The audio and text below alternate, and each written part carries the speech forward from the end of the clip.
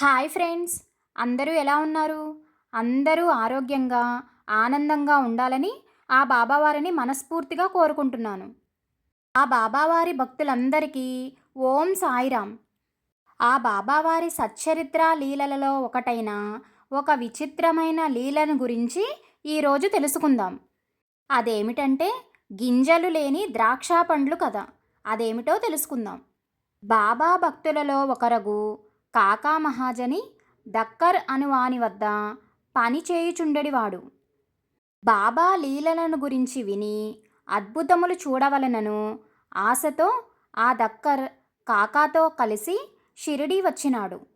వచ్చినది మొదలు ఏమైనను అద్భుతములు జరిగినవా అని అచట వారిని అడగసాగినాడు. ఎవరికి తోచినది వారు చెప్పసాగినారు.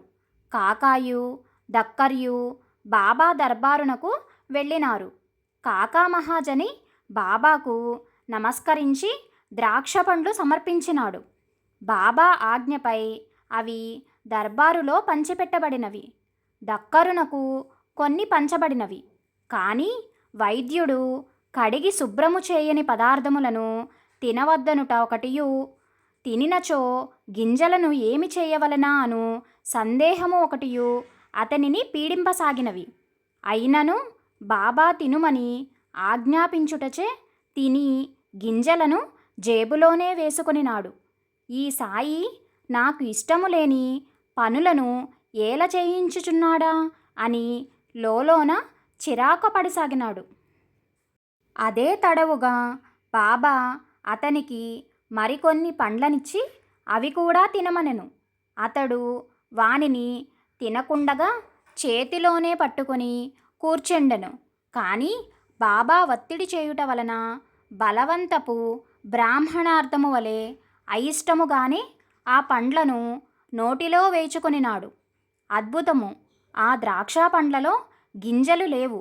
అతడు ఆశ్చర్యపోవుచునే ప్రక్కనే ఉన్న వారిని ప్రశ్నింపగా వారికిచ్చిన పండ్లలో గింజలున్నవని చెప్పినారు.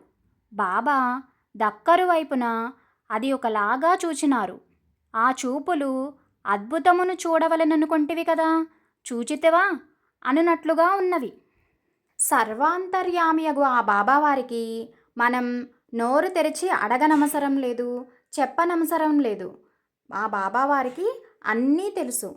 ఆ బాబావారిని నమ్ముకొని భక్తి శ్రద్ధలతో ఉన్నంత మాత్రమునే మనకు కావలసినవన్నీ ఆయన తగిన సమయంలోనే మనకి సమకూర్చుతారు. ఎల్లప్పుడూ ఆ బాబావారు మన వెంట ఉండి మనందరినీ రక్షించాలని మనస్ఫూర్తిగా కోరుకుంటూ అందరికీ ఓం సాయిరామ్, ఓం శ్రీ సాయినాథాయ నమః. ఈ వీడియో కనుక మీకు నచ్చినట్లయితే వీడియోని లైక్ చేసి ఫ్యామిలీ అండ్ ఫ్రెండ్స్కి షేర్ చేయండి. అలాగే ఎస్కేవైఎస్ ఛానల్ని సబ్స్క్రైబ్ చేసుకోండి. ఆ బాబావారి లీలలను తప్పక విని తరించండి. Thank you for watching friends.